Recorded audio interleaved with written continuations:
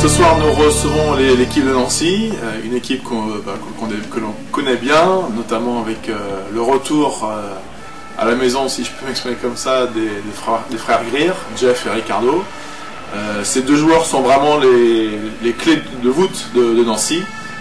Ricardo dans sa création, dans son apport offensif, et puis Jeff dans son apport offensif, mais plus lui dans les tirs, notamment dans les tirs à 3 points.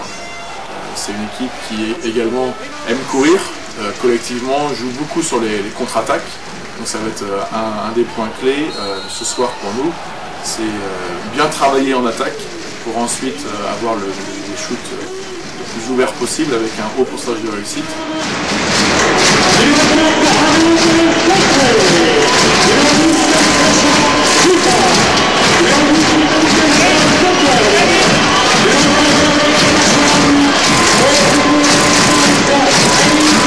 C'est dans un Rhenus bien garni que les supporters nancéens venus nombreux ont pris place pour encourager les leurs dans une ambiance bon enfant. On sent alors que ce match sera particulier dans les tribunes, mais surtout sur le terrain.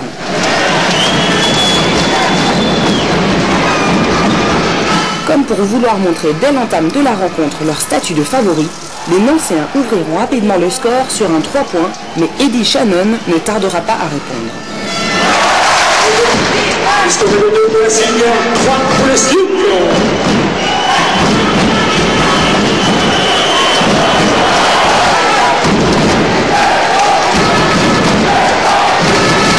Le jeu, très orienté sur les intérieurs en ce début de match, avec une bataille Petway-Julien sous les anneaux, permet aux deux géants de se distinguer rapidement.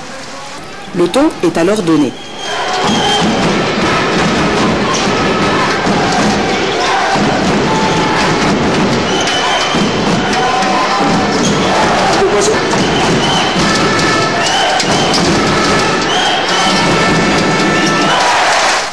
Deux 3 points consécutifs de Shannon, puis Obasohan, permettent à la SIG de mener pour la première fois de la rencontre. Possession, Jean McCord pour la SIG.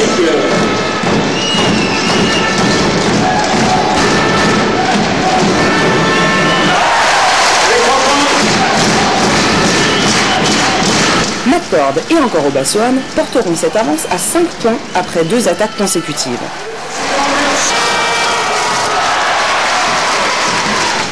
On sent alors une motivation et le jeu rapide des joueurs blancs permet de rivaliser face au SLUC et mieux encore, perturber les adversaires. Une défense serrée permet d'avorter les attaques de Nancy et oblige Monchot à prendre un temps mort pour recadrer son équipe. La SIG ne tremble pas sur la fin de cette première partie de jeu, malgré le sursaut de créativité de Nancy.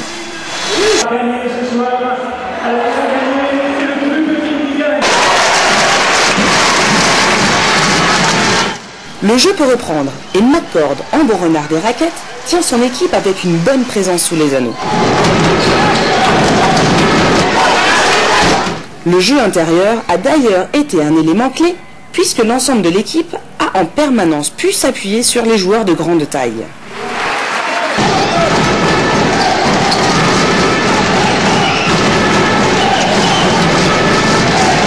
L'intensité des duels offre au public du Rhenus un match serré à fin haletante.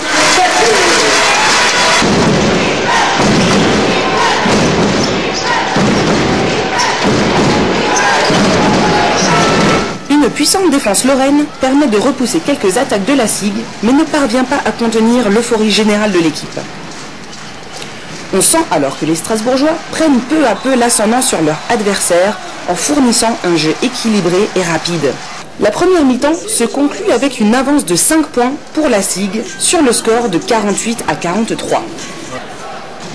À la reprise, les hommes de Girard n'avaient plus qu'à continuer sur leur lancée et sont revenus des vestiaires plus motivés que jamais.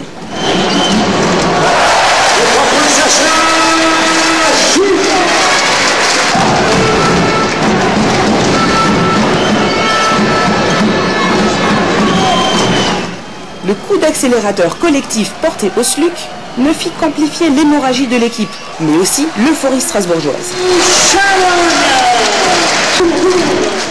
Petway et Lewin, qui sont alors partout, au rebond comme à la conclusion, affirment la supériorité de leur équipe dans le secteur intérieur.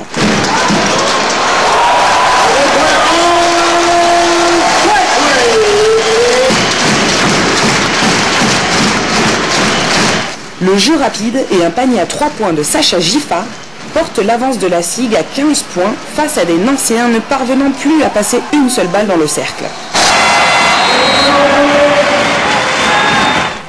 Jérôme Christ peut bien résumer cette période du jeu en affirmant que son équipe a eu un esprit combatif et qu'elle est passée à la vitesse supérieure. L'impressionnante réussite dans ce quart-temps, 80% au tir, et la présence au rebond, 11 à 3, permettent à la SIG de s'envoler et laisser le SLUC loin derrière sur le plan comptable. Quand John McCord, qui a 2 secondes de la fin de ce quart-temps, inscrit un panier primé venu d'ailleurs, on se dit que ce soir, il ne peut rien arriver à cette équipe. L'Uranus, à moitié debout mais en complète ébullition, peut accompagner ses protégés pour rejoindre le banc.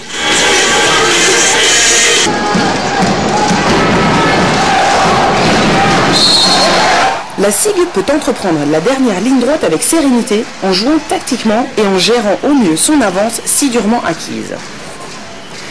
Les hommes de Girard ne vont pas se contenter de gérer, mais continuer à surfer sur la vague de la réussite.